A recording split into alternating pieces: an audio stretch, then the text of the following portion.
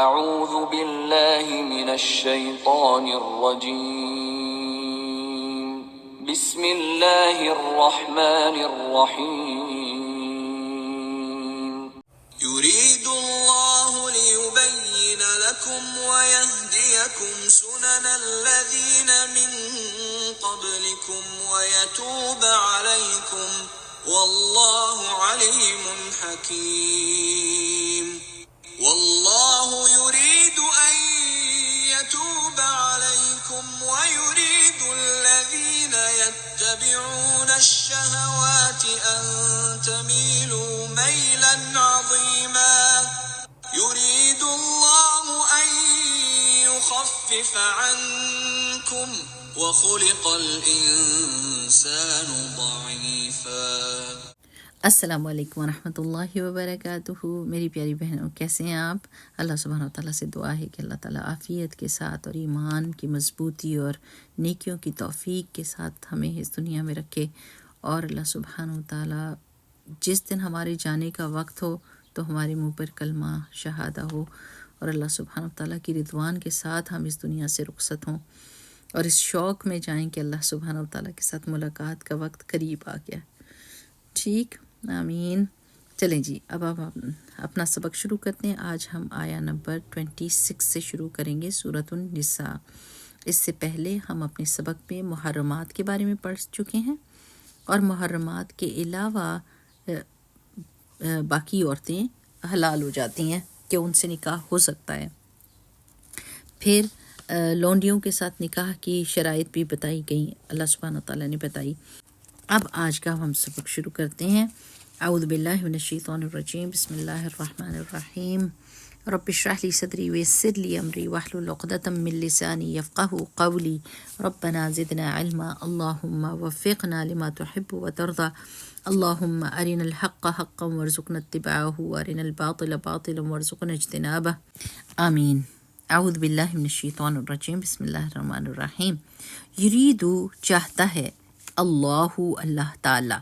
اب آپ دیکھیں اللہ لکھا ہوا ہے نا، اگر اسم کے آخر میں ضمہ لگی ہو نا تو وہ جملے میں ڈوئر ہوتا ہے، کام کرنے والا ہوتا ہے، فاعل ہوتا ہے، ٹھیک ہے نا۔ اب اللہ لکھا ہوا ہے تو اس کا مطلب ہے اللہ تعالیٰ چاہتا ہے، اللہ تعالیٰ یہ کرنے والا ہے، ٹھیک ہے نا۔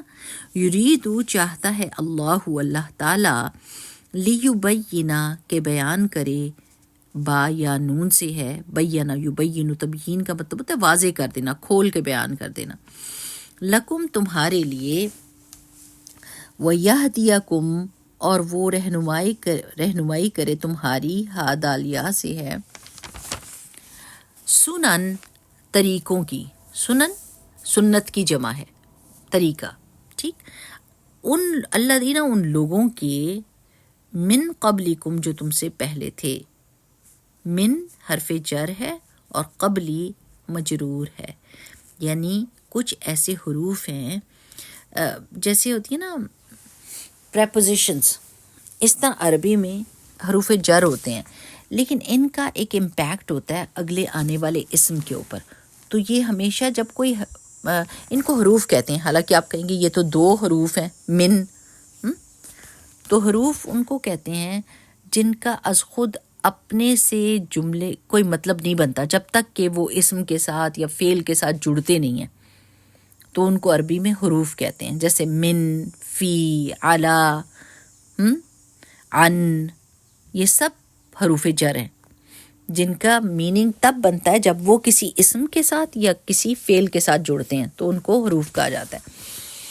تو من قبلی، من حرف جر ہے، ایسا حرف جو اپنے سے آگے آنے والے اسم کو زیر دے دیتا ہے، جر لگا دیتا ہے، اس کے لاسٹ لیٹر کے نیچے جر لگی ہوتی ہے، ٹھیک ہے، جیسے من قبلی، اس سے پہلے، تو من قبلکم جو تم سے پہلے تھے، ویتوبا اور مہربان ہوا، علیکم تم پر۔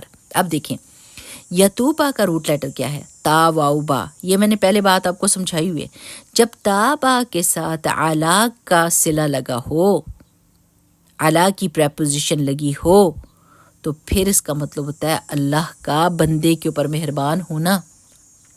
لیکن جب یہی والا روٹ لیٹر ہو تابا اور اس کے آگے صلہ جو اس کے ساتھ جڑا ہوا پریپوزیشن ہے وہ الہ ہو، الہ حمزہ کسرہ ای، الہ، تو بندے کا توبہ کرتے ہوئے اللہ تعالیٰ کی طرف پلٹنا، معافی چاہتے ہوئے. ٹھیک ہے، تو روٹ لیٹر ایک ہی ہے یتوبو کا اور توبہ کا کہ اللہ یہاں پر، لیکن ہم کہہ رہے ہیں اللہ تعالیٰ مہربان ہوا اوپر تمہارے. کیوں؟ کیونکہ تابا کے ساتھ علا کا صلہ لگا ہوا ہے، علا کی پریپوزیشن لگی ہوئی ہے. لیکن اگر اسی تابا کے ساتھ الہ کی پریپوزیشن لگے تو اس کا مطلب کیا ہوتا ہے؟ بندہ اپنے رب کی طرف توبہ کے لیے رجوع کرتا ہے. یہ بہت ضروری چیز ہے اور کتنے مزے کی بات ہے اگر یہ پتہ چل جائے. تو اسی لیے یہاں پر ہم کیا کریں، یتوب علیکم، مہربان ہوا تم پر. ٹھیک ہے، واللہ، اور اللہ تعالیٰ، علیم، خوب علم رکھنے والا ہے. علیم کس کے وزن پہ ہے؟ فاعل کے وزن پہ. اور اس میں کیا پائی جاتی ہے؟ کنٹینیوٹی پائی جاتی ہے. اللہ تھا، ہے، رہے گا، علم والا. ٹھیک ہے، حکیم، بہت حکمت والا ہے. اب یہ بھی دیکھیں کس کے وزن پر ہے. وزن کا مطلب ہوتا ہے مولڈ کیا ہے. ٹھیک ہے، جیسے ہم بیسک لیٹرز جو لیتے ہیں نا، جیسے مولڈ بنانے کے لیے، جیسے فا عین لام لے لیتے ہیں، فا عین لام ہمیشہ لیا جاتا ہے. ٹھیک، اب کیا ساؤنڈ بن رہی ہے؟ فعیل. تو جب فعیل کے وزن پر آئیں گے نا، روٹ لیٹر کے علاوہ یا اور یا بیچ میں آ جائے گا، تو وہ اس ورڈ کو کنٹینیوٹی دے گا. جیسے ہم کہتے ہیں رحیم، اللہ رحم کرنے والا تھا، اللہ رحم کرنے والا ہے، اللہ رحم کرنے والا رہے گا. اسی طرح حکیم، اللہ حکیم حکمت والا تھا، ہے، رہے گا. ٹھیک ہے نا. واللہ، اور اللہ تعالیٰ، یرید چاہتا ہے، را واو دال سے ہے، ان یہ کہ یتوب علیکم کہ مہربان ہو تم پر. دیکھیں اب پھر وہی تا واو با اس کا روٹ لیٹر ہے اور آگے اعلیٰ کا صلہ لگا ہوا ہے کہ وہ مہربان ہو تم پر. وہ یریدو، اور چاہتے ہیں اللہ دینا وہ لوگ. اب دیکھیں یریدو ایک کے لیے بھی لگ رہا ہے اور یریدو ہی بہت سارے لوگوں کے لیے بھی لگ رہا ہے. تو ایک رول ہے کہ جب کرنے والے بہت سارے ہوں تو فعل ایک ہی استعمال ہوتا ہے، واحد کا صیغہ استعمال ہوتا ہے. ٹھیک ہے، اور چاہتے ہیں، ہم اس کا پھر ترجمہ چینج کر دیتے ہیں، چاہتے ہیں وہ لوگ. ٹھیک ہے، لیکن چاہنے کا ورڈ جو ہے وہ واحد کے صیغے میں ہی آئے گا. آپ سنتے رہیں، پریشان نہیں ہونا، آگے جا کے اور سمجھ آ جائے گی. وہ یرید الذین، اور چاہتے ہیں وہ لوگ، یتبعون، کیا روٹ لیٹر اس کا ہو سکتا ہے؟ کون سے مین لیٹرز ہو سکتے ہیں؟ اچھا، واو نون آخر میں سے نکال دیں، یہ جمع کا ہے. یا جو ہے وہ مضارع کا ہے، وہ کے معنی دیتا ہے. ٹھیک ہے نا، ضمیر ہے. تو پیچھے کیا رہ گیا؟ تابعین، تبع. تبع کا کیا مطلب ہوتا ہے؟ فٹ سٹیپس کو فالو کرنا، اتباع کرنا. تو پیروی کرتے ہیں. الشہواتی، شین ہا واو سے ہے، شہوت ان کی جمع ہے، شہوات. تو خواہشات کی وہ پیروی کرتے ہیں. شہو کا مطلب ہوتا ہے شدید خواہش کا ہونا، شدید خواہش کا. ٹھیک ہے، ان یہ کہ تمیلو، میم یا لام سے ہے، میل، کہ جھک جاؤ تم. جیسے ہم نہیں کہتے میلان ہونا، کہتے ہیں نا، تو میلان یعنی تم جھک جاؤ، تمہارا میلان ہو جائے. میلن، جھکنا، عظیمہ، بہت بڑا. یرید اللہ، چاہتا ہے اللہ تعالیٰ، ان کے یخففا، خافا فا سے ہے، خفا کا مطلب ہوتا ہے کم کر دینا، ہلکا کر دینا. تو ہلکا کر دے، انکم تم سے، وخلقا، اور پیدا کیا گیا ہے. یہ مجہول ہے. اچھا، مجہول کس فعل کو کہتے ہیں؟ جس کے کرنے والے کے بارے میں اس ورڈ کے بیچ میں کوئی چیز موجود نہ ہو، اشارہ نہ کر رہا ہو کہ کرنے والا کون ہے. ٹھیک ہے نا، اس ورڈ کے اندر ہی دیکھنا ہے ہم نے، کیا بتا ہے نہیں ہے. اگر اس ورڈ کے اندر تو ہم کہیں گے یہ مجہول ہے. مجہول کا مطلب ہوتا ہے جس کے بارے میں انسان کو لا علمی ہو. اور معروف کون سا ہوتا ہے؟ جس کے بارے میں وہ جانتا ہو. ٹھیک ہے نا. تو جس فعل کے اندر فاعل کا پتہ چل رہا ہو وہ معروف ہے. جیسے کوئی کہتا ہے نا کہ ضربہ، اس نے مارا، اب اس موجود ہے نا اس کے بیچ میں، ورڈ کے بیچ میں، اس نے مارا، پتہ چل رہا ہے کہ کوئی بندہ ہے جس نے مارا ہے، تو اس کو ہم کہیں گے معروف. لیکن اگر ہوگا نا ضربہ، مارا گیا، اب مارا گیا تو مارنے والا کدھر ہے نہیں نا پتا، ورڈ کے اندر نہیں ہے. ہو سکتا ہے جملے میں ادھر ادھر پتہ چل جائے، لیکن اس ورڈ میں موجود نہیں ہے، تو اس ورڈ کو ہم کیا کہیں گے، اس فعل کو کیا کہیں گے، مجہول. ابھی میں نے آپ کو کیا کہا تھا، سنتے جائیں اور انشاءاللہ آپ کو بات میں سمجھ آ جائے گی. اور پیدا کیا گیا ہے الانسان، انسان ضعیفہ، بہت کمزور. چلیں آپ اس کی تفسیر دیکھ لیتے ہیں کہ اللہ تعالیٰ کیا ہم کو بتا رہے ہیں. پہلے تو پیچھے جو آپ نے آیت پڑھی نا اس کو یاد کر لیں کہ اللہ تعالیٰ نے کیا کہا تھا کہ اگر شادی کرنے لگے ہو تو انتخاب خاندانی عورت کا کرو، اور پھر اگر تمہیں کسی لونڈی سے شادی کرنی بھی ہے تو ایمان تو تمہارے پاس بھی ہے اور اس کے پاس بھی ہے، اور اس کا پتہ اللہ تعالیٰ کو ہے. ہاں، زنا اللہ تعالیٰ نے حرام کیا ہے، اور وہ اتنی سخت بری بات ہے کہ اگر آدمی اس میں پڑھنے کا اس کو ڈر ہے تو غلام سے شادی کر لے، لیکن چھپی دوستیاں نہیں ہونی چاہیے. اسلام سے پہلے یعنی جاہلیت کے دور میں عربوں کے اندر انسان جو ہے وہ بھیڑ بکریوں کی طرح بکتے تھے، بازار ہوتے تھے، لوگ ادھر خریدتے تھے، اور یہ شغل ہوتا تھا قبیلوں کا کہ وہ ایک دوسرے پر حملہ کر کے اور لوٹ لیتے تھے اور غلام بنا لیتے تھے. جیسے حضرت زید رضی اللہ تعالیٰ عنہ بھی میلے سے ملے تھے نا، یعنی خریدے گئے تھے، حالانکہ وہ کوئی غلام تو نہیں تھے، لیکن کسی اور قبیلے نے حملہ کر دیا ان کے اوپر اور ان کو لے گئے، اور پھر یہ غلام در غلام ہوتے، یعنی نسل در نسل غلامی چلتی تھی. جیسے امریکہ میں یہ چیز تھی. لیکن اسلام نے نمبر 1 غارت غریب پر روک لگائی، کوئی کسی کے اوپر حملہ نہیں کرے گا ایسے، صرف اور صرف جہاد کے لیے. جبکہ دوسرا بندہ تیار کھڑا ہے جنگ کے لیے تو پھر جنگ ہو سکتی ہے، ادر دین دیٹ نو. غلاموں کی خرید و فروخت پر اسلام نے پابندی لگا دی. ٹھیک ہے نا. اچھا، اللہ کی راہ میں جہاد کرتے ہوئے اگر کوئی جنگی قیدی آئے تو پھر کیا کیا، چاہے تو آزاد کر دیں، فدیہ لے کر چھوڑ دیں، یعنی یا پھر قیدیوں کے ساتھ مکاتبت کر لیں. مکاتبت کا مطلب ہوتا ہے کہ وہ کہیں کہ ہم آپ کو اتنے ارن کر کے تو پیسے دے دیں گے اور ہم آزاد ہو جائیں گے، تو پھر آزاد ہو جائیں. اور یا پھر علاقہ چھوڑ دو یہاں سے. یعنی اسلام نے بہت ساری آپشنز دی تھی کہ کوئی کسی کا غلام نہ بنے. اگر یہ ساری صورتوں میں سے کوئی صورت بھی نہ ہو تو دوست بن جاؤ، حلیف بن جاؤ. حلیف کیا ہوتا تھا کہ آپ کے ساتھ دیں گے آپ کی کازز میں، آپ کے دوست ہیں، آپ کے ساتھ سنسیئرٹی نبھائیں گے. اب آپ دیکھیں کہ جو عورتیں پکڑی جاتی تھیں، قیدی بن کر آتی تھیں، ان کو بہترین کھانا کھلاتے تھے، بہترین کپڑا، جو خود پہنتے وہ ان کو بھی پہناؤ، جو خود کھاتے ان کو بھی کھلاؤ. اگر وہ آپ کو کھانا پکا کر کھلائیں تو ساتھ ان کو بھی کھلاؤ.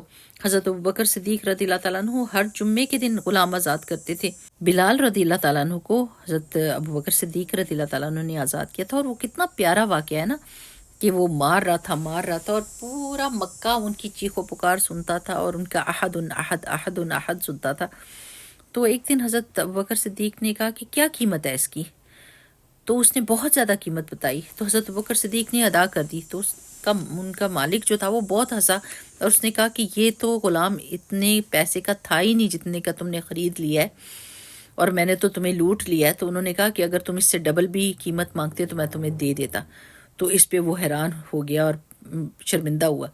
تو سبحان اللہ، یعنی اسلام نے آ کر ایسے غلامی کو ختم کیا اور غلام آزاد کرنے پر انکریج کیا. اور اس ذریعے سے کیا ہوا، اسلام نے غلامی کو ختم کر دیا، غلامی کی کانسیپٹ کو ختم کر دیا. سبحان اللہ، یہ کتنی بڑی اچیومنٹ ہے، کتنی بڑی زبردست. باقی دنیا کی قومیں آج تک اس سے آزاد نہیں ہو سکی، لیکن اسلام نے مسلمانوں کو اس چیز سے آزاد کیا، دنیا کو یہ طریقہ بتایا. اب ان آیات میں اللہ سبحانہ تعالیٰ کہہ رہے ہیں کہ اللہ تعالیٰ نے تمہارے لیے کھول کر بیان کر دیا ہے، ہدایت دے دی ہے، اہل کتاب کے طریقے بتا دیے ہیں، ان کی غلطیاں، ان کی کوتاہیاں بتا دی ہیں. اتنی تفصیل کے ساتھ حکمت اور علم کے ذریعے سے فائدے کی چیزیں بتا دی ہیں۔ حرام اور حلال کا جو بیان ہے وہ صرف ہمارے لیے نہیں ہے کہ ہمارے لیے اللہ تعالیٰ نے حلال اور حرام رکھا ہے، بلکہ بہت سارے ایسے احکام تھے جیسے ساری شریعتوں کے لیے تھے، ہر دین میں تھا، لیکن فرق احکام کے ساتھ، یعنی تھوڑا سا شریعت میں فرق تھا، پابندیاں تھیں لیکن طریقے میں فرق تھا، ٹھیک ہے نا۔ تو اس کا مطلب ہے کہ اللہ تعالیٰ نے تم سب کے لیے کوئی نہ کوئی شریعت مقرر کی تھی، لیکن وہ کس بیس پر تھی کہ اللہ تعالیٰ انسان پر مہربان ہوتا ہے تو انسان کو احکام دیتا ہے، پابندیاں رکھتا ہے، حالانکہ وہ پابندیاں بوجھل ہوتی ہیں، لیکن اس کو پتہ ہونا چاہیے کہ اس کے اپنے بھلے کے لیے یہ پابندیاں لگائی گئی ہیں۔ جیسے آپ اپنے بچے کو کسی چیز سے روکتے ہیں کہ اس ساکٹ کے پاس نہیں جانا، اس تار کو ہاتھ نہیں لگانا، تو کیوں آپ اس کے اوپر کوئی بوجھ ڈال رہے ہیں؟ آپ اس کی زندگی کو مشکل بنا رہے ہیں؟ نہیں، بلکہ آپ اس کو بچانا چاہتے ہیں، تو آپ پھر یہ حکم لگاتے ہیں کہ اس چیز کے پاس آپ نے نہیں جانا۔ صحیح بات ہے نا؟ اور تو کوئی طریقہ نہیں سمجھنے کا، جب تک کہ دنیا کی کوئی مثال نہ دی جائے تو انسان کو پھر بات سمجھ آ جاتی ہے۔ تو اللہ تعالیٰ نے دو طریقے سے لفظی طور پر بھی بیان کیا، معنوی طور پہ بھی بیان کیا، ایکسپلینیشنز بھی دیں، کھول کے باتیں بتا دیں، چھوٹی سے چھوٹی بات کو ایکسپلین کیا۔ یہ اللہ تعالیٰ کا لطف اور کرم ہے، اللہ تعالیٰ کی باریک بینی ہے کہ اللہ تعالیٰ کو پتہ ہے کہ انسان کی کیا سائیکالوجی ہے، وہ کون سے کام کر کے مشکل میں اپنے آپ کو ڈال دیتا ہے، کون سے کام کرے جو بوجھل بھی لگتے ہیں لیکن اس کے فائدے کے ہیں۔ اگر ہمیں اللہ تعالیٰ کی حکمت اور اللہ تعالیٰ کے علم پر مکمل یقین ہو تو پھر کوئی شک اور شبہ نہیں رہ جاتا کہ انسان کا دل سکون میں رہتا ہے۔ تو قرآن ہو یا سنت، احکامات اللہ تعالیٰ نے بہت تفصیل کے ساتھ سمجھا دیے۔ اگر قرآن کسی کو سمجھ نہیں آیا تو یہ اس کی اپنی علم کی کمی ہے، اس کی سمجھ کی کمی ہے، یا اس کی طلب کی کمی ہے، وہ جاننا ہی نہیں چاہتا، یا درست نیت کی کمی ہے۔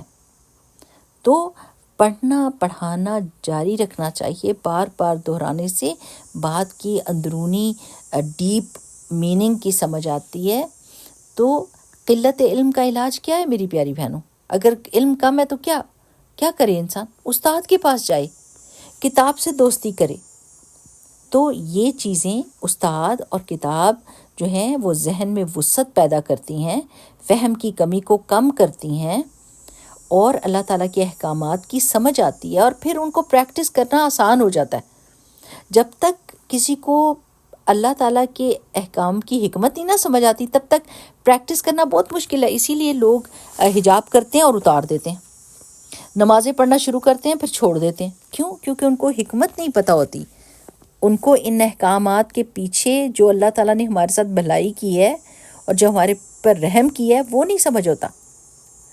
اور طلب اگر نہیں ہے، اور طلب فضول دنیا کے پیچھے ہم نے اس کو لگایا ہوا ہے، تو موٹیویشن کے لیے اپنے آپ کے لیے دعا کرنی چاہیے کہ اللہ سبحانہ تعالیٰ میرے دل مجھے سیلف موٹیویٹڈ بندہ بنا دے، جو مجھے خود اندر سے یہ چاہت ہو کہ میں قرآن پڑھوں، قرآن کو سمجھوں، قرآن کو سیکھوں، قرآن پر عمل کروں۔ وہ لوگوں کی موٹیویشن کا میں انتظار نہ کروں کہ وہ مجھے کرائیں گے، موٹیویٹ کریں گے تو میں میرے دل کے اندر یہ حسرت پیدا ہوگی، یہ شوق پیدا ہوگا۔ یہ کیوں نہیں سنت سے حاصل کرتے، حدیث سے یہ کیوں نہیں بات حاصل کرتے کہ ایک ایک حرف پر 10 نیکیاں ہیں؟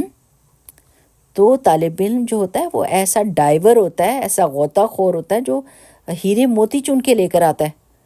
قرآن کے اندر ہیرے اور موتی چھپے ہوئے جو ہمیں مالدار کر دیتے ہیں، ہمیں امیر کر دیتے ہیں، ہمارے دل کو غنی کر دیتے ہیں۔ انسان کے اندر ریسرچ کا مزاج پیدا ہو جاتا ہے، انسان کو فوکسڈ ہونا آ جاتا ہے، اور نیت میں اخلاص بہت ضروری ہے، کیونکہ نیت کی خرابی سے علم کی برکت بھی اٹھ جاتی ہے۔ یعنی نیت کی خرابی کیا ہے؟ کسی دوسرے پر روب ڈالنے کے لیے علم حاصل کرنا، کسی دوسرے کو نیچا دکھانے کے لیے علم حاصل کرنا، اور کسی دوسرے کو مرعوب کرنے کے لیے، امپریس کرنے کے لیے، تو اس کی خرابی سے علم کی برکت اٹھ جائے گی، اس پر عمل کرنا مشکل ہوئے گا۔ لوگوں کے سامنے ہو سکتا ہے عمل کرے، لوگوں کے پیچھے وہ وہی کرے گا جو اس کا دل چاہے گا۔ تو اللہ کی رضا کے سوا کوئی دوسرا کوئی دوسری موٹیویشن ہونی نہیں چاہیے۔ پھر آپ کو بار بار یہ تکرار ملے گی کہ اللہ سبحانہ و تعالیٰ رحمان ہے، اللہ تعالیٰ مہربان ہے، اللہ تعالیٰ مہربان ہے، یعنی برے اور بھلے کی پہچان دینا، یہ اس کی مہربانی کا ایک انداز ہی ہے نا۔ اور اگر اللہ تعالیٰ کہتے ہیں کہ تم ان لوگوں کے پیچھے چلے جو شہوات کے بندے ہیں، جو خواہشات کے بندے ہیں، تو جو اپنے دل کی چاہت اور اپنی شہوت کو پورا کرنے کے لیے بھاگتے ہیں، جیسے جانور ہوتا ہے، جانور کے پاس بھی آنکھیں ہیں، جانور کے پاس بھی دل ہے، جانور کے پاس بھی کان ہے، لیکن وہ جو چیز سنتا ہے وہ یہ سنتا ہے کہ میرے مزے کی چیز ہے کہ نہیں، اور جو دیکھتا ہے اس میں اپنا کھانا یا اپنا شہوت کو ڈھونڈتا ہے، سوتا ہے، کھاتا ہے، شہوت پوری کرتا ہے، دیٹس اٹ۔ یہ جانوروں کے لیول پہ زندگی ہوتی ہے۔ انسان اس طرح کی زندگی نہیں گزار سکتا کہ وہ اپنی خواہشات کو بس پورا کرے اور سوئے اور جاگے خواہشات، اور سوئے اور جاگے خواہشات۔ استغفر اللہ، ہمارے اس دنیا میں آنے کا مقصد بڑا ہے، یہ تو ہمارا گھر ہی نہیں ہے، یہ تو ہماری خواہشات پورے ہونے کی جگہ ہی نہیں ہے۔ کون سی خواہش ہماری آج تک ادھر کمپلیٹلی اور پرفیکٹلی فلفل ہوئی ہے؟ آپ دیکھیں کہ کتنی بھی انسان کو کسی بندے سے پیار ہو، جب اس سے شادی ہوتی ہے تو اس کی کتنی کمیاں کوتاہیاں انسان کو نظر آتی ہیں۔ کوئی پرفیکٹ سپاؤس تو نہیں ہوتا، وہ جیسے خود ہم پرفیکٹ نہیں ہیں ایسا سپاؤس بھی پرفیکٹ نہیں ہے۔ گھر ہم لیتے ہیں تو کیا وہ ہمیں مکمل طور پر تسکین دیتا؟ نہیں، اس کا پلر یہاں نہیں ہونا چاہیے تھا، اس کا کچن یہاں نہیں ہونا چاہیے تھا، اس کا واش روم ایسا نہیں ہونا چاہیے تھا۔ 100 چیزیں ہمیں ایسی نظر آ جاتی جو ہمارے دل کو بادر کرتی ہیں، ہمیں تسلی نہیں دیتی۔ تو اگر خواہشات پہ چلنا ہے تو بے چینی کو اپنے لیے لازم سمجھیں، کیونکہ خواہشات بے چینی پیدا کرتی ہیں، ایک خواہش کے بعد دوسری خواہش پیدا ہو جاتی ہے، اور پرفیکشن کی تلاش میں انسان بھاگتا رہتا ہے، اور اس کو یہ نہیں پتا کہ اس دنیا پہ پرفیکشن نہیں ملے گی۔ پرفیکشن تو خواہشات کی صرف جنت میں ہے نا، یہی بات۔ تو یہاں پر انسان کو بیل کی طرح شیطان دوڑاتا ہے، اس کی آنکھوں پہ پٹی باندھ دیتا ہے اور اس کو دوڑاتا ہے۔ اور آپ کو پتہ ہے کولو کا بیل کیا ہوتا ہے؟ کولو کا بیل ایک ہی جگہ پہ چلتا رہتا ہے گول چکر میں، لیکن اس کی آنکھوں پہ پٹی باندھی ہوتی ہے اور وہ سمجھ رہا ہوتا ہے پتہ نہیں میں کہاں پر پہنچ گیا ہوں، حالانکہ وہ اسی جگہ پہ کھڑا گول چکر لگا رہا ہوتا ہے۔ تو انسانوں کا معاملہ بھی یہی ہوتا ہے، جو خواہش پر چلنے والے لوگ ہوتے ہیں وہ ایک ہی جگہ پر چکر لگا کے، اور ان کی آنکھوں پہ دنیا کی محبت کی پٹی چڑھی ہوتی ہے، اور وہ سمجھتے ہیں پتہ نہیں انہوں نے کتنا کچھ اچیو کر لیا ہے، اور ایک سیکنڈ میں موت ان کو سارا جو ہے نا کیا کرایا ان کو بتا دیتی ہے۔ تو اگر دنیا کی خواہشات کی پٹی آنکھوں پہ باندھی تو کولو کے بیل کی طرح ہی بھاگیں گے، کچھ بھی اچیو نہیں کریں گے، زیرو اچیومنٹ، اور سوچ رہے ہوں گے کہ شاید ہم نے بہت بڑے کارنامے کر لیے ہیں۔ اور اگر اللہ سبحانہ و تعالیٰ کی محبت اور اللہ کی رضا کی شوق کے ساتھ دوڑیں گے تو انشاءاللہ باذن اللہ دنیا میں خواہشات نہ بھی پوری ہوئیں تو اللہ سبحانہ و تعالیٰ جنت میں ضرور ان خواہشات کو پورا کرے گا، اور دنیا میں دل کی تسلی اور سکون اور اطمینان دے گا، جو اتنی بڑی دولت ہے کہ وہ دنیاوی دولت سے خریدی ہی نہیں جا سکتی۔ ٹھیک ہے نا؟ تو اللہ سبحانہ و تعالیٰ تو ہمارے لیے چیزوں کو آسان کرتے ہیں۔ آپ دیکھیں اللہ تعالیٰ کیسے آسان کرتے ہیں۔ اگر جیسے کھڑے ہو کے نماز نہیں پڑھ سکتے تو بیٹھ کے پڑھ لو، بیٹھ کے نہیں پڑھ سکتے تو لیٹ کے پڑھ لو، مطلب اگر ایسی مجبوری آ گئی، یہ نہیں کہ اب دل نہیں چاہ رہا تو بندہ لیٹ جائے، نہیں، مطلب یہ کہ جیسے ٹانگ میں کوئی چوٹ لگ گئی ہے، کوئی تکلیف ہو گئی ہے، یا جیسے گھٹنے لوگ چینج کروا لیتے ہیں، ریپلیس کرواتے ہیں، تو پھر وہ زمین میں جھک نہیں سکتے تو وہ بیٹھ کے پڑھ لیں، بیٹھ نہیں سکتے تو لیٹ کے پڑھ لیں، اتنے بیمار ہو گئے اور لیٹ کے بھی ہاتھ نہیں لا سکتے تو آنکھوں کے اشارے سے پڑھیں، لیکن نماز پڑھیں۔ لیکن کیا کیا اللہ تعالیٰ نے؟ آسانی کے اوپر آسانی کے اوپر آسانی، بوجھ ہلکا کر دیا نا۔ تو اللہ سبحانہ و تعالیٰ جیسے زکوٰۃ اگر کوئی نہیں دے سکتا تو نہ دے، اگر 7.5 تولے اس کے پاس سونا نہیں ہے اور 1 سال تک اس کے پاس کوئی ایسی رقم اس کے ایکویلنٹ نہیں جمع رہی تو نہ دے زکوٰۃ، وہ نہیں دے گا۔ حج کرنے کے لیے اگر ساری زندگی پیسے ہی نہیں جمع ہوئے، شوق بھی تھا، کوشش بھی کی، نہیں جمع ہو سکے، تو اللہ تعالیٰ نے اس کی مجبوری کو اور اس کی کمزوری کو جان لیا اور دیکھ لیا، الحمدللہ۔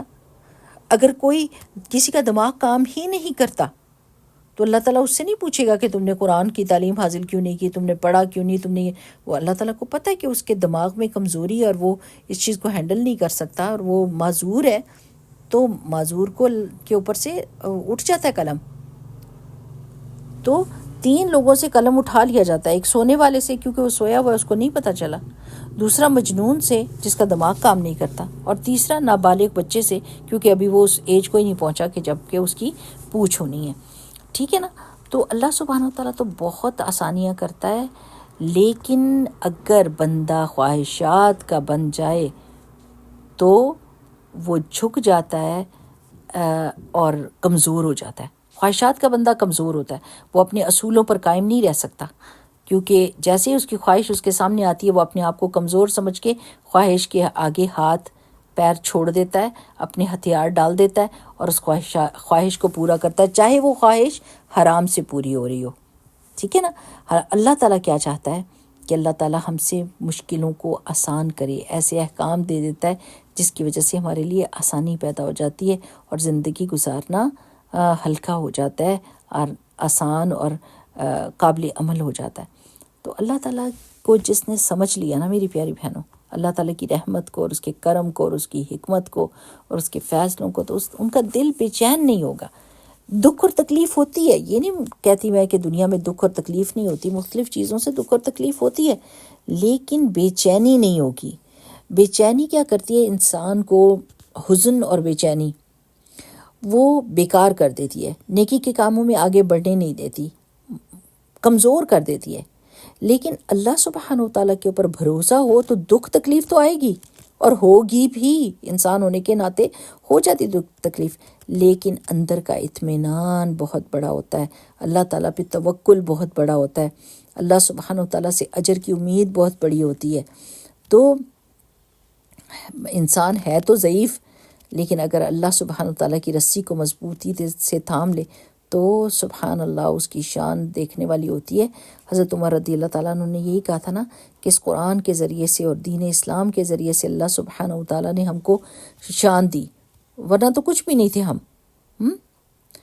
یعنی ہمارے اور کوئی شان نہیں تھی, کوئی ہماری طرف نظر اٹھا کے نہیں دیکھتا تھا, لیکن اسلام نے ہم کو بلندی عطا فرمائی اور روب دیا. تو اللہ تعالیٰ کا اس پہ شکر ادا کرنا چاہیے اور اللہ تعالیٰ کے ناموں کا علم حاصل کریں. سارے لیکچرز ریکارڈڈ ہیں فقہ القلوب کی کلاس میں. اگر آپ alhuda.com پہ جائیں گے یا farhat.hashmi.com پہ جائیں گے تو آپ کو پتہ چلے گا کہ ریکارڈڈ لیکچر میں فقہ القلوب کے نام سے اسماء الحسنہ کے پورے لیکچرز ہیں. اور کیا وہ خزانہ ہے کہ اگر آپ سننے لگ جائیں گے تو دل اور دماغ اور آنکھیں کھل کے رہ جاتی ہیں اور انسان کو پتہ چلتا ہے کہ اللہ کی شان کتنی بلند ہے. تو میری دعا ہے کہ اللہ سبحانہ تعالیٰ ہمارے لیے علم کے راستے کھول دے, کیونکہ حدیث میں آتا ہے کہ جس سے اللہ تعالیٰ بھلائی کا ارادہ کرتا ہے اس کے لیے دین کی سمجھ آسان کر دیتا ہے, اس کو دین کی سمجھ عطا فرما دیتا ہے. دیکھیے میری پیاری بہنوں, عالم بھی بھٹک سکتا ہے اور جاہل بھی بھٹک سکتا ہے. عالم کس وجہ سے بھٹکتا ہے؟ جب خواہشات کی پیروی کرتا ہے. اور جاہل کب بھٹکتا ہے؟ جب وہ شکوک و شبہات میں پڑ جاتا ہے. تو چاہے وہ خواہشات ہوں تو چاہے وہ شکوک و شبہات ہوں, یہ دونوں کی دونوں چیزیں, شہوات اور شبہات, یہ ایمان کو برباد کرنے والی چیزیں ہیں.